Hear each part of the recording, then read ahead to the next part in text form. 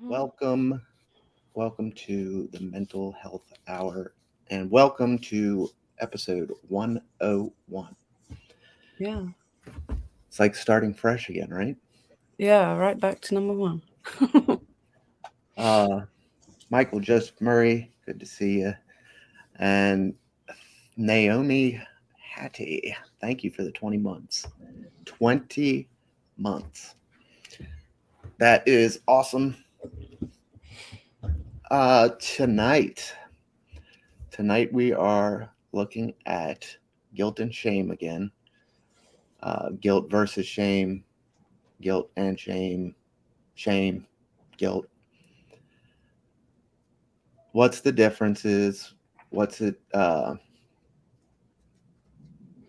What's it doing to us on a daily basis? Because it is something, again, that we can all relate to in a fairly reasonable manner. Like everybody experiences guilt and shame, right?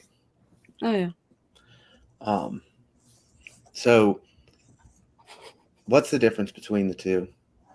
And we'll talk also about something called the shame cycle, and then how to manage healthy guilt versus unhealthy guilt, and all of the shame, how to manage all of these things. Uh, so, with that being said, we did do an episode early on. So, this is part two, if you will. Early on in the series, I believe it was like number 12, we did guilt and shame, or guilt versus shame. We touched on, the pretty much a lot of the same material that will be tonight. Um, but with these two-part episodes, or we can turn any topic into multiple part episodes because there's a lot to talk about any of the Mhm. topics discussed here. Um, with this part two, it does a lot for the folks that weren't here for the earlier episodes, people that have just found the show. Maybe you're not caught up on replays yet, or Yeah. whatever the case may be. We It like to just lets you delve that bit deeper into it as well, yeah, like. and that's the other thing. We can delve a little bit deeper and cover some more on the topic at hand. Mhm. Um, as I said, like most any topic we discuss on the show can probably we could chat for days about. So thank you, Hattie, for throwing that in the comments. There is the first episode, uh, and you can also find it. That should be that's the YouTube. All of the past episodes of the show are on YouTube on our YouTube channel. You can find everything in the bio link. That's bio.link/TMHH. Everything Mental Health Hour is there. Share us out, give us some love, and well, most importantly, share us with anybody you feel like might benefit from hearing any of the information shared on the show. Gemma, let's kick it off as per usual. Do you have anything off out of the gate on guilt and shame? Well, I think I discussed it a little bit when we did the previous episode, but a lot of my counselling that I had, say years ago, but even now, because it's still relevant, was to do with the shame that I had felt because of family members and the guilt that I felt that was not necessarily rightly imposed on me again because of them. Um, it can be difficult sometimes to, when you've been put in a situation like that, to distinguish what is something that you should be feeling and what is something that's been put on you by someone else that you shouldn't necessarily be feeling, and Right, try and let go of that.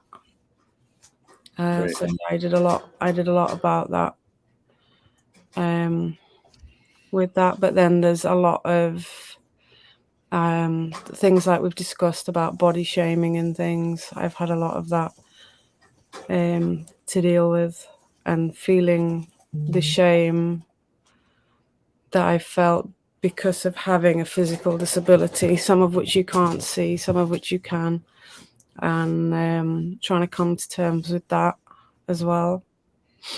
Yes. And uh, that does bring up a few good points. Um, Hmm. we generally harbor guilt, whether it be healthy or unhealthy. It still weighs on us.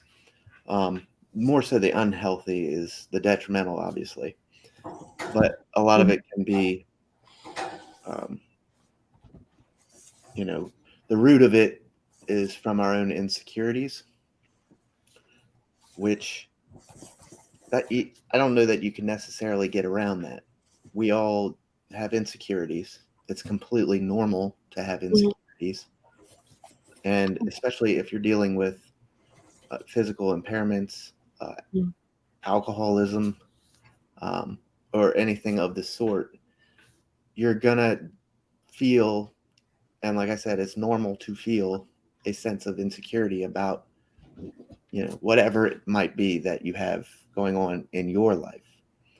Um, Now, with that, you find you got to find a way to let go, as you were touching on, and Hmm. that we'll get into that a bit more a little later on with management for it. But first, let me say thank you to a Ray of Sunshine, for the 20 months. And Mav, good to see you. Thanks for stopping in. Um, Thanks for checking us out. And share us out if you enjoy the content, please. So, when it comes to letting go, we don't always have the easiest time with that.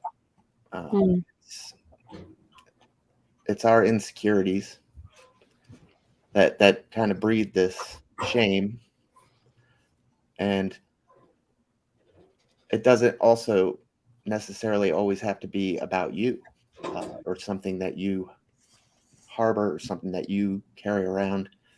It could be, what's Hmm. the word, projected onto someone else, or maybe something or an interaction you've had at work or Oh yeah. school, or just out in public, Hmm.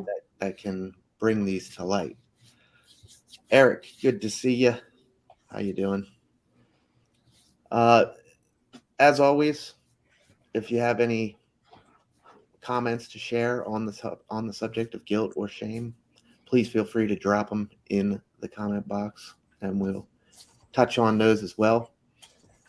But first, I thought we could look at a couple slides, um, go over some of the basics, or re-go over, if you'd seen the first part of this way back when. That must have been a year and a half ago at this point. Oh yeah. Because we've been on here over 20 months. So Yeah, 20 months. That's crazy to think still. yeah. Um, but I don't see Twitch going anywhere, or StreamYard, or Spotify for that matter. Not unless Elon gets his hands on it. Yeah. Are we supposed to change our bio link now from Twitter to X, or what is the deal with that? Oh god. That's got to be a marketing nightmare for folks. The logo's changed and everything.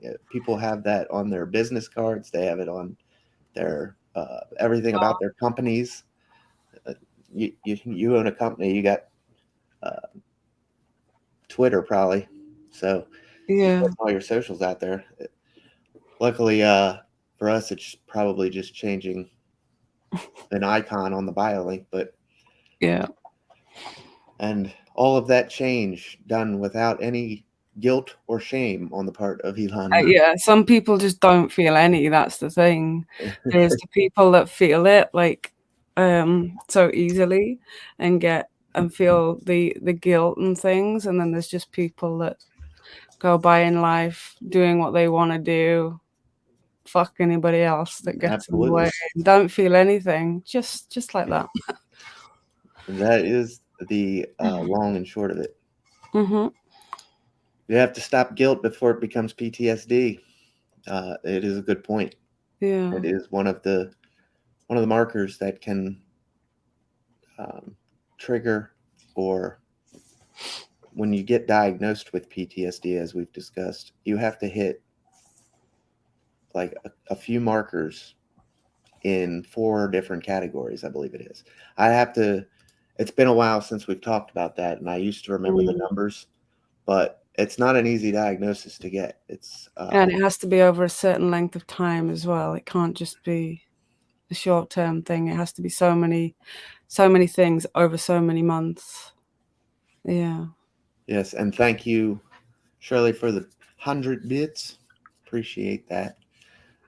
Um, so let's take a look at the first slide.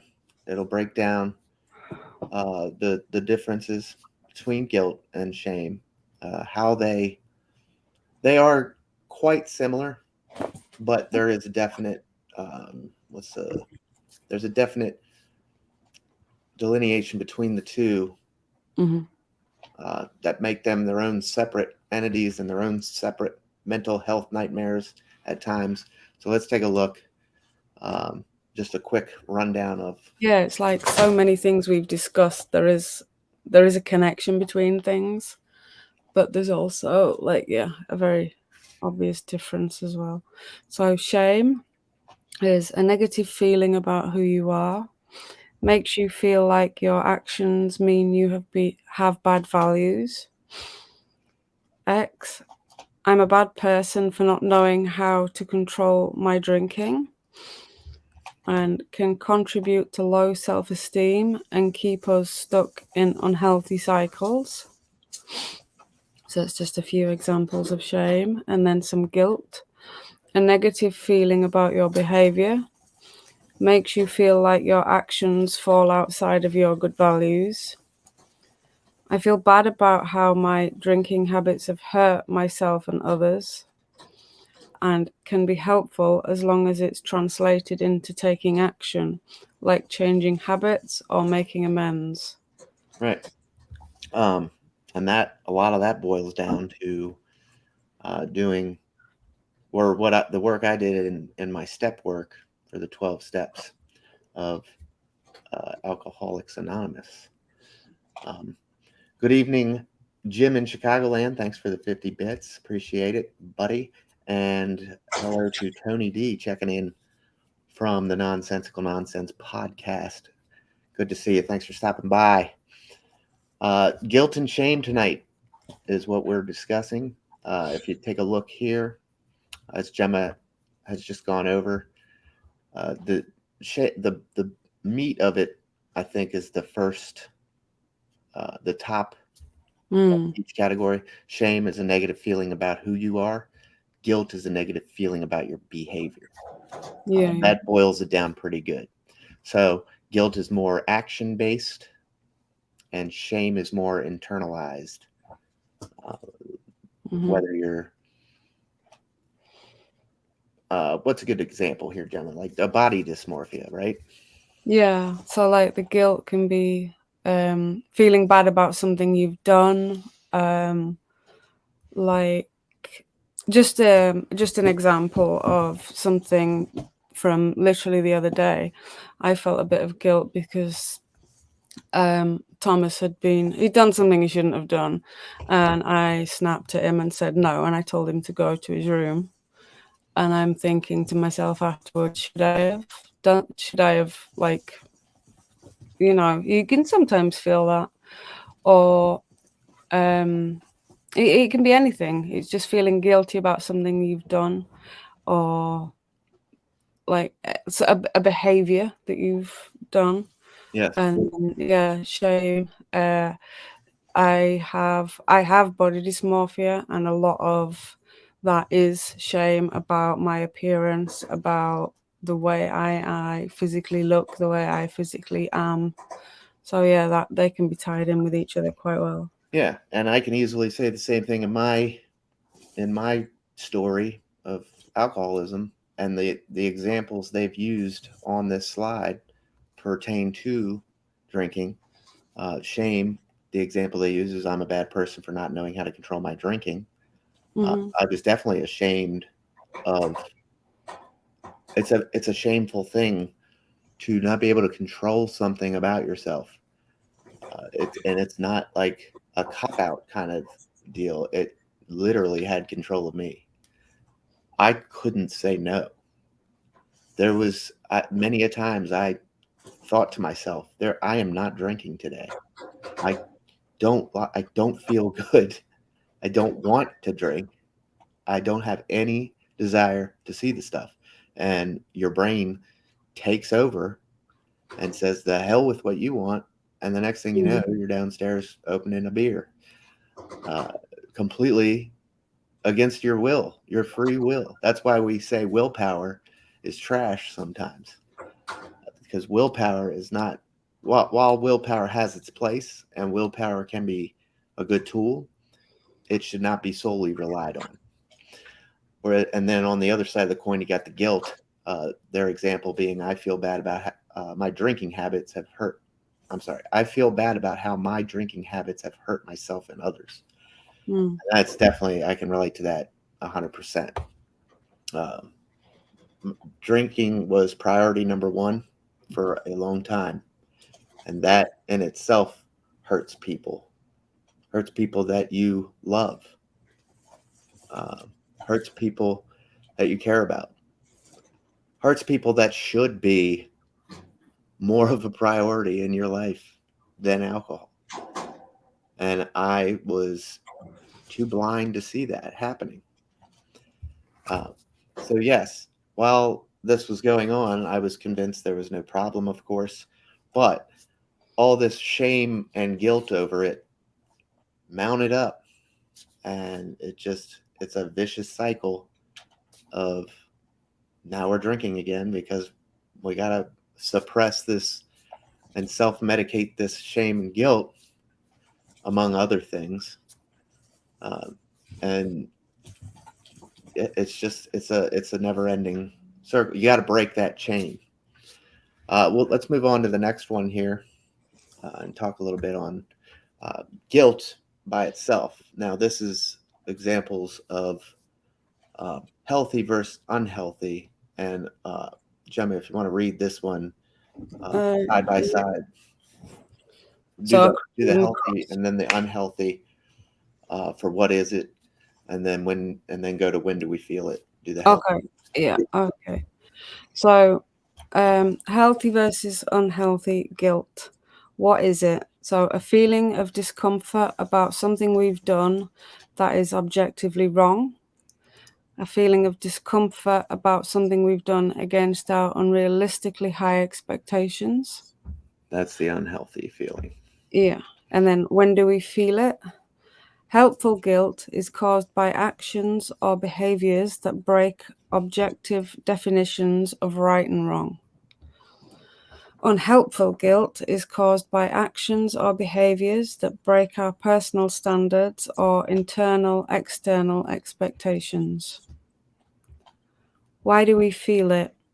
So, because we've acted in a way or done something that breaks objective standards of morality, and because we've acted in a way or done something that breaks unrealistic standards of behavior, usually developed in her early childhood to please others. What does it mean?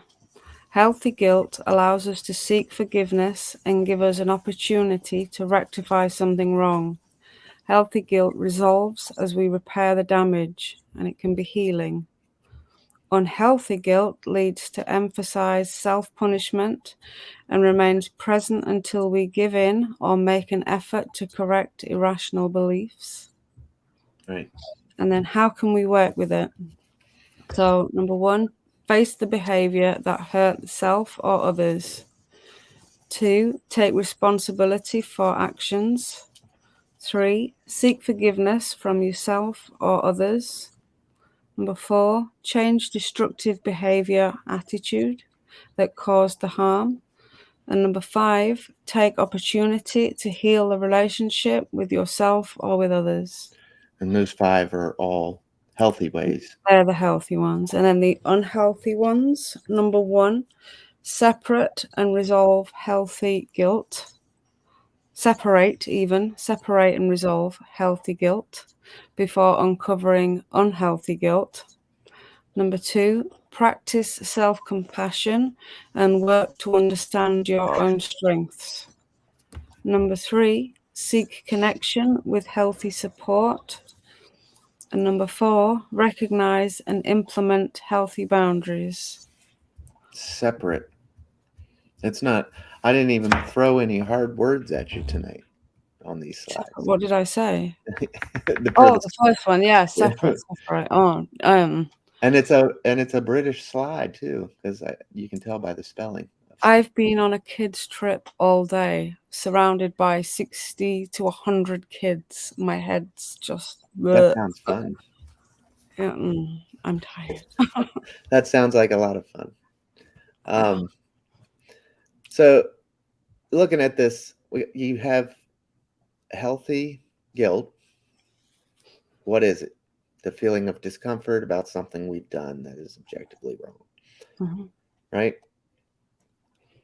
You do something that's viewed as incorrect behavior or inappropriate, maybe not maliciously, maybe accidentally, and you're going to have that feeling of discomfort. Maybe you were in a car accident, fender bender, nothing major, just a complete accident. Mm-hmm. But you're going to feel a little, if you were the one at fault, it would be normal to feel a little bit of guilt about that for the other folks. Oh yeah. So that's a healthy look at guilt, or a look at healthy guilt. Then on the other side of the coin, you have the unhealthy side, which is a feeling of discomfort about something we've done against our unrealistically high expectations. These are the things that you're getting, you're not giving yourself enough credit. Unrealistically high expectations is the key phrase there. You remember when I talked about anxiety? Like, anxiety is good and normal. Mm-hmm. Anxiety itself is what gets us to do things. If we're anxious about the bills being paid, then we're going to pay the bills, right? Yeah. And we'll find a way to make the bills paid. It's when we let it control us that it becomes unhealthy and detrimental to our mental health. Anxiety, that is. When you let the anxiety of something completely envelop you and shut you down, essentially, for fear of whatever the situation may be that you're anxious Mm-hmm. about, and you can't get anything else done or even think about doing anything else because you're so wrapped up in the anxiety of the current situation. That's when it's becoming unhealthy. So if you're going back to guilt now, it's unhealthy guilt if you have those, you did something that you deem as wrong, Mm-hmm. against your unrealistic high expectations. There's some cognitive distortions there. There's some definite feelings of internal not good enough, never going to be good enough, everybody hates me. These Yeah. things, these thoughts that we sometimes have, can be a look at the unhealthy guilt that we carry along with us. Mm. And just to further that, when do we, and on the when do we feel it category there, the unhelpful guilt is caused by actions or behaviors that break our personal standards. And it's not wrong to set the bar high for yourself. It's completely normal and healthy to have high expectations for yourself. You want to succeed. You want to fly right. Whatever the case may be, let's just take your Mm. job for example. You want to be the best at whatever job you do. I'm a fireman. I want to be the best firefighter that I can be. I set goals that further my knowledge, further my career, Yeah. and work to achieve those goals. As long as they're realistic and achievable, like obviously you don't want them to be, you want it to be something that you've got to work towards and not be completely impossible. But there's nothing wrong with setting goals that are aiding us to allow self-improvement and to better yourself. Go maybe if you want to achieve something, say go and do some more studying, do a course, do something to help you achieve those things and better yourself. But they have to be realistic. There's no point setting things you want to achieve that are completely unrealistic and something that you'll never achieve, because then you go to be the other way and be like, oh, well, I didn't achieve that. I can't do that. I'm stupid. I'm thick. I'm never going to get there. I'm never going to do it. Right. And that's when it becomes completely destructive and counterproductive. And it's the other way around then. So if you're 100%. going to do that, you start off small and build on it. Yeah. Keep those keep those goals Hmm. coming. Like definitely set goals for yourself, Yeah. but don't set them so far out of your reach that now you're going to, when you inevitably fall short, because they are realistically out of reach, Hmm. whatever the case may be. I can't think of a good example at the moment, but when it when we set goals that are out of our reach, we are expected to fail, right? Yeah. And then we're going to harbor that unhealthy guilt that we didn't cut the mustard. But Hmm. was it actually something that could be achieved? Um, not saying I don't want words to be twisted. I'm not saying that an unrealistic or something that's out of your reach, realistically out of your reach, can't be done. Hmm. But the likelihood of it being done goes down remarkably when you don't have the appropriate resources at your disposal. You don't have maybe the appropriate education or etc. Hmm. I can't set a goal right now that says I want to be this, or I'm sorry, let me start that over. I can set a goal right now that says I want to be the CEO of XYZ company. Pick any company. I want to be the CEO of that Fortune 500 company. Now is that achievable? Sure. It You could say that if I start now and really work my ass off, go back to school, do all the things. CEO of Twitch, Jeff Bezos. I'm gunning for his job because Twitch is owned by Amazon. So I want to be the CEO of Amazon. Now, realistically, come on. But I guess yes, it is doable. It's just not now.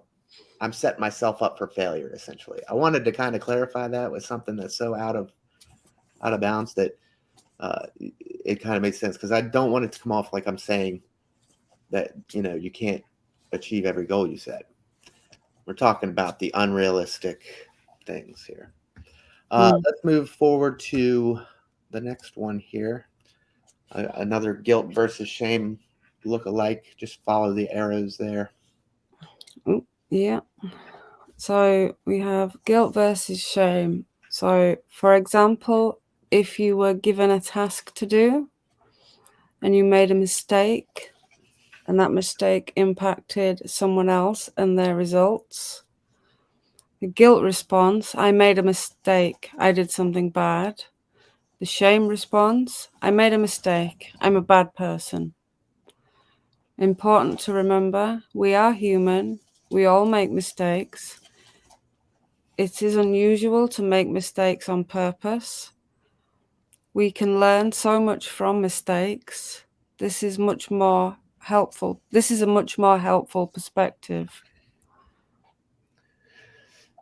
That's as easy, I think, a way to break it down. Mm-hmm. Before we were looking at examples of guilt and shame through the eyes of like me, like an alcoholic, or somebody with a drinking problem, and you kind of got the meat from it, but this really just breaks it down uh, the best. The guilt response: I made a mistake. I did something bad. I Mm-hmm. feel bad. I want to correct it, and I won't feel better until I do something to change it. Right? Shame response is just jumping straight to I'm a bad person. I screwed up, so I'm a screw up. And that is where you get into your cognitive distortions. And Mm. you need to reframe that thinking. To me, and I don't, this is not medically canon. This is just Tim's opinion coming. The guilt response seems to me to be a much healthier option than the shame response. I feel like you're going to get, there's far more room for poor mental health with the shame response. Yeah. Starting in on yourself is never good or helpful to anybody or anything or the situation. It doesn't resolve things. You're just you're beating yourself up for nothing, and that takes a toll on you. To constantly feel that feeling of inadequacy and not good enough is no way to live. No. Taking a mistake that you've made and making it a personal attack on your own self. I know that everybody is their own worst critics, but taking something that you've made a mistake with and turning it into a personal attack on yourself is not healthy. Everybody makes mistakes, and if you feel guilty about making that mistake and turn it into a positive to then rectify that and make it right, then that's a good thing. Obviously, don't let the guilt eat you up and then turn into shame and make that bad as well. But the best way to think about it, I was always told that, because I admit I am terrible when it comes to beating myself up about things. Mm-hmm. And the best way to think about it is, if think about it as somebody that you care about, like a best friend, a family member. If they did that exact same mistake, what would you say to them? Would you say you're an idiot, you did it all wrong, you're an absolute failure? Would you say that? No, you wouldn't. You would say you made a mistake. It's all right. Everybody makes mistakes. You go and you can put it right. You can do it. And you'd encourage them to put it right. Help them even if you needed. Absolutely. And So, like it says, and you're kind of touching on, it's unusual to make a mistake on purpose. yeah. So if you wouldn't say that to somebody that you care about, why would you say it to yourself? Right. Yeah. And furthering that, that sentiment of it's being unusual, or it's not a sentiment, it's fact. It is unusual for folks to make mistakes on purpose. So we remember that, and reframe reframe that focus from the unhelpful guilt to the or the shame, which is, to me, it seems super unhealthy, and kind of try and frame it into a healthy guilt. Mm-hmm. Because with the guilt side of things, with the guilt response, it looks like you're able to do something about it. To me, it looks like you can try and reframe it.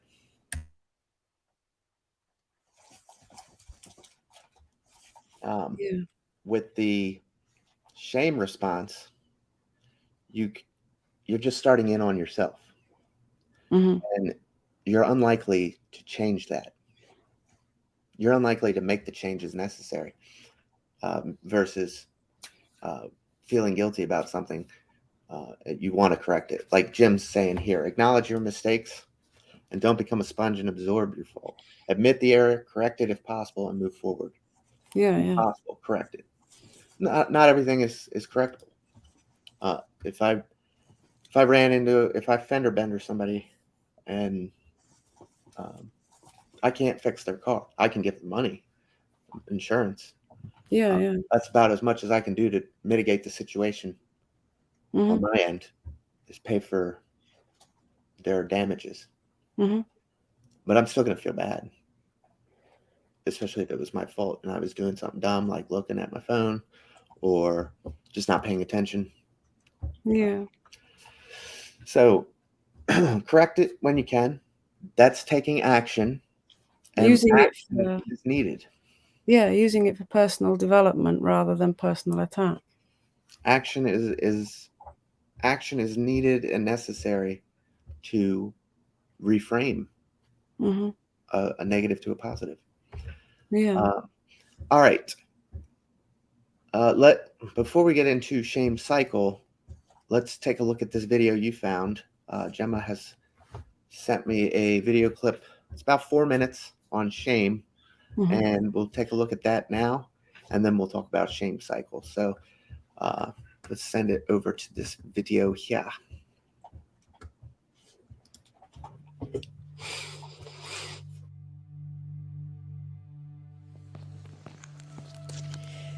I know what you're going to say, but I don't care. It's happened again. I couldn't. We were in the pub and I knew what she was thinking. So I hit her in the face. I put her head in the pavement. She knew. She knew. She knew I was going to fail. We both did.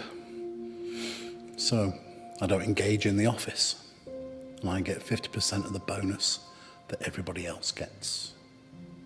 That night, it's me on the sofa, the bottle of wine, and another bottle of wine, some pizza, crisps, and chocolate.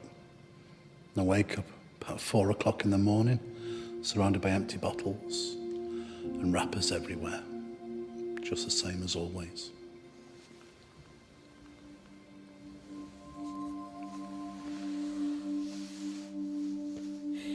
Just like always. It's like when I was a kid and my mother, she wasn't a mother. She didn't care.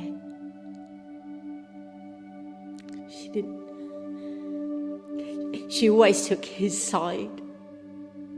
And you know, I tried to do the right thing, but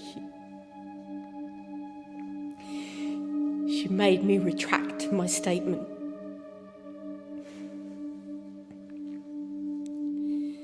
Nobody will ever do that sort of thing to me again.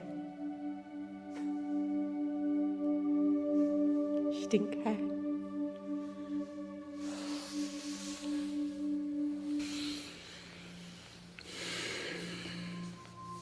She didn't care about me. She cared about what made her look good. I'd come home with 8 A's and a B. And they'd say, well, where's the other A? Now, if he came out with some results, they were always good enough. That was fine, because my brother could always achieve in their eyes, but not me. So I'd just leave them to it. I'd leave them all the voices, mum and dad, telling me I'm not good enough. Go to my room. I can still hear a voice, even now, nagging at me. I hear it when I have a bottle of wine. I hear it when I have some pizza. It's painful. But if I want pain, I can just peel back a toenail. That's pain. I know it's wrong what I'm doing, but it's all I've ever known. I used to have a voice inside my head telling me to hurt myself. But now there's another voice, and it's telling me it's not my fault. Things have got to change. It's how I've survived. But I don't want to be that anymore. I want to change. Can't carry on hurting myself and causing myself pain like this. Things have got to be different. I don't know who you are yet. But it's good to see you.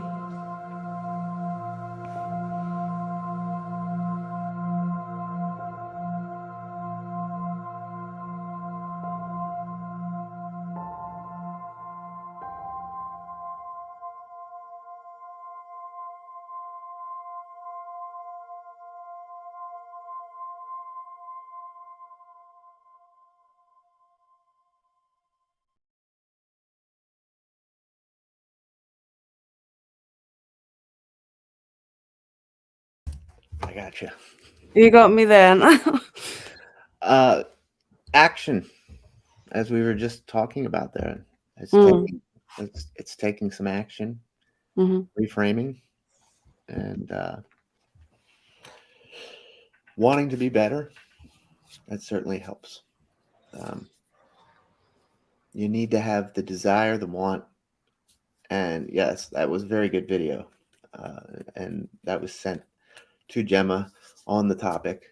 And she thought it was fitting, so it definitely was. Taking a look in the mirror, because guilt and shame affect who? You, us. I'm not feeling guilt for Gemma, right? Like, Yeah. if you were the one that got into the car accident or something, I don't feel guilty for you, right? I might feel bad, but it's different than that guilt that you're going to internalize, or that shame, for that matter. So let's take a look at shame cycle, because it's important to understand. This is just a quick rundown. You can start at the top there, Gemma, and run it around the shame cycle for us. Bring it up. Right, there we go. So the shame cycle: sensitivity, empathy, perceptibility. And then focus is on meeting others' needs, self-image reinforced and inflated by performing for others.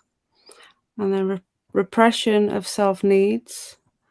Self-needs are met through maladaptive strategies and symptoms. Belief that others are making them perform. They are forcing self-sacrifice, victim stance. Resentment builds, maladaptive behavior starts to escalate. Blow up, disconnection, and anger of avert, cut off. Guilt due to others' suffering, self-image, and becomes deflated. Right. Starts with a sensitivity, or maybe some empathy, or a perception. A distorted perception, should we say? But a perception nonetheless. You perceive something about yourself. And then it runs through the cycle. It just keeps building through each of these segments. Eventually, resentment builds. That's the big one there. Resentments breeds poor mental health. Resentments are the main focus of working your 12-step program, for example, or one of the main focuses, I should say.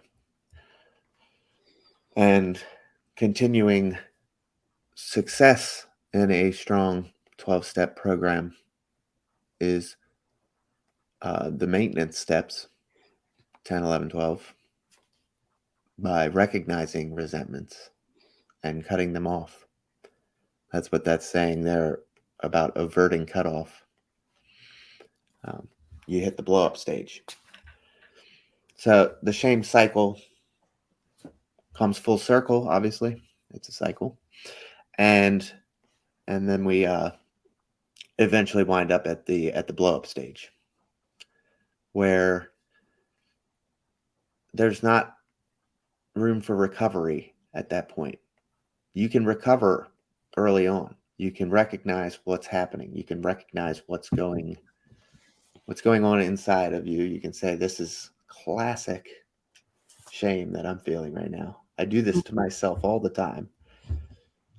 And like I was saying earlier, before you let it envelop you and control you and start working that cycle, you can recover.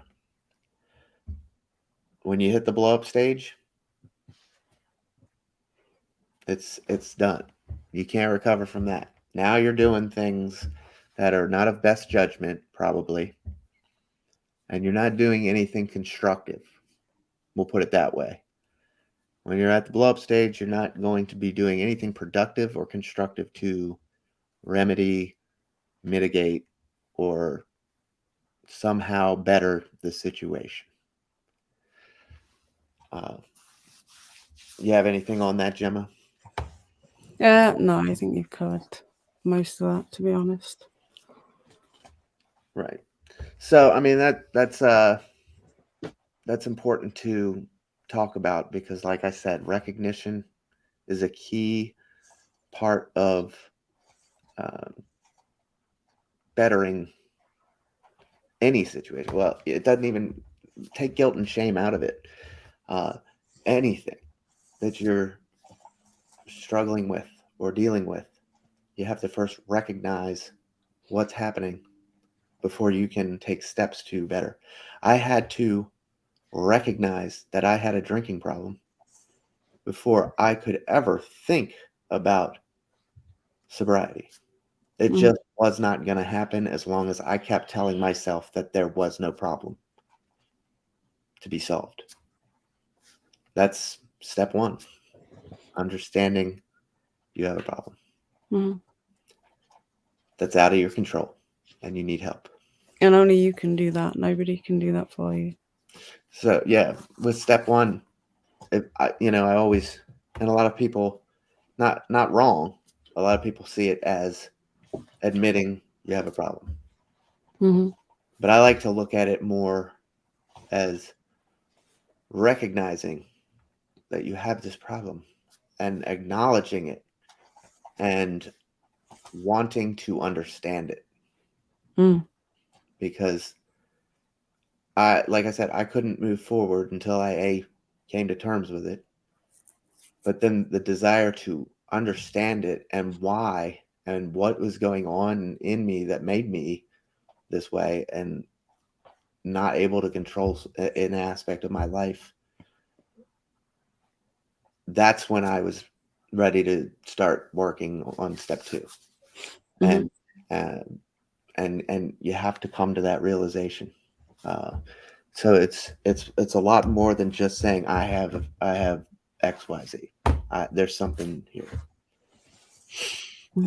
It's understanding it, and it's acknowledging that it's real, and it's a desire, a want in yourself for yourself.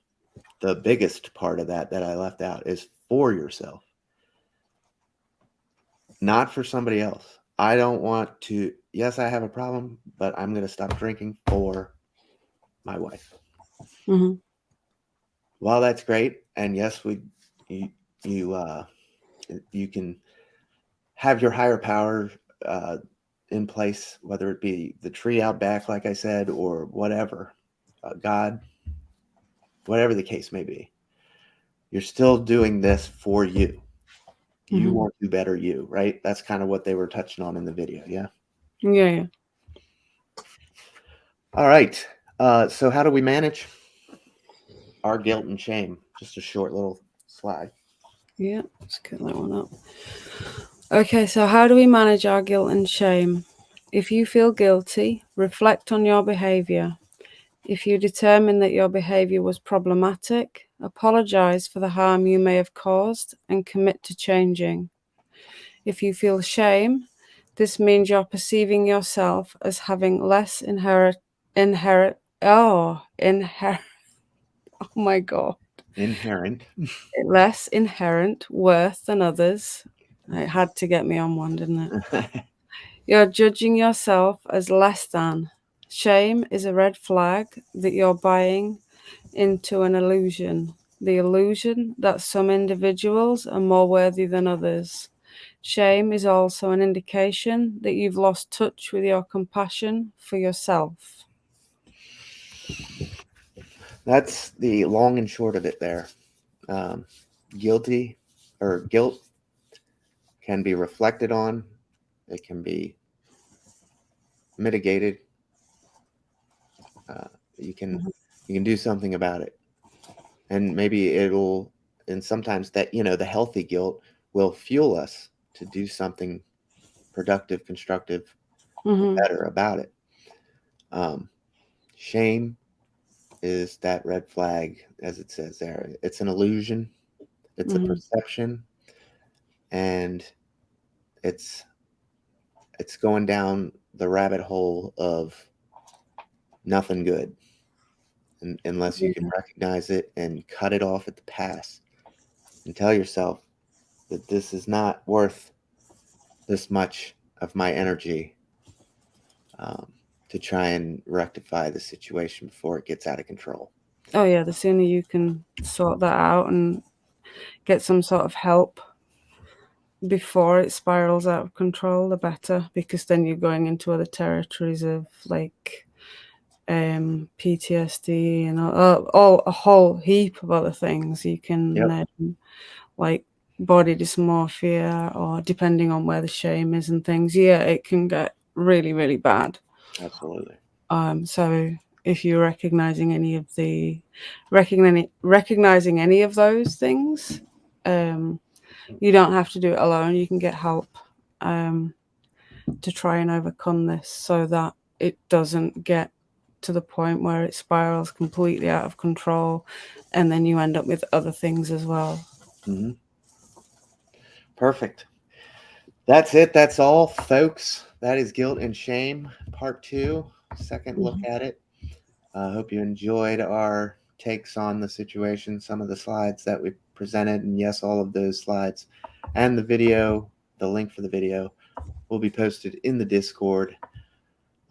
So feel free to join our Discord for more mental health hour at any time. The bio link is in the chat, and it's also accessible in the video description or podcast description on any of the major podcasting networks. And lastly, we will go into some community calendar. Okay. Please check out our good friend Jim in Chicagoland every Wednesday night on his channel. It is there in chat for you. Give him a follow, show him some love. Catalyst, unwind and relax with a warm candle. No catalyst tonight. No Catalyst tonight. Okay. But most Wednesday nights. Ray of Sunshine, as is in chat as well. He is on hiatus from his show, but it will be back. We're all hoping. Positive stories, positive vibes on Tuesday nights. Twitch.tv/A Ray of Sunshine. Eric J Gaming, he goes live every Monday night. Former guest on the show, so thank you to him as well. He's in chat. Give him a follow. And then, of course, for all things Bunny. Oh, I'm sorry, I missed Gemma. my co-host. I haven't got the bunny one yet. I'm going in order. My eyes scanned right over it. Give Gemma a follow on her Twitch channel. She has her own Twitch channel right there in chat, where you can click on her name and give her a follow. She does crafting, cooking, etc. 7 p.m. this Saturday, 7 p.m. UK, 2 p.m. Eastern on Saturday. We will be live. The cooking train. Yes, Mediterranean food. Don't tell me. always fun. I have no idea what we're making yet. It will happen. Something. Awesome. And for all things bunny, please check out our great sponsor, longtime friend of the show and former guest, Ella the Bunny Mom. She streams late nights on Twitch at her channel there, twitch.tv/Ella the Bunny Mom. And check out her store, mybunnyvalentine.com. Use the promo code FireDude15 to save 15% on your purchases and help her in her mission to help all the rabbits in the world. And that is all I have. Thank you, everyone, for being here tonight. Thank you so much for all the bits, support, subs, and sharing us out if you did. We really appreciate it. We'll be back next week with postpartum depression, episode 102. That's what we will be touching on next week. And then the following week, we'll be taking a week off. Gemma will be out of town, so we will catch up with you the following week after that for 103. All right, let's get on out of here so I can get some kids fed. I hope you enjoyed the show tonight. Thank you again. Thank you, Gemma. No worries. We'll see you next week. Bye now. Bye.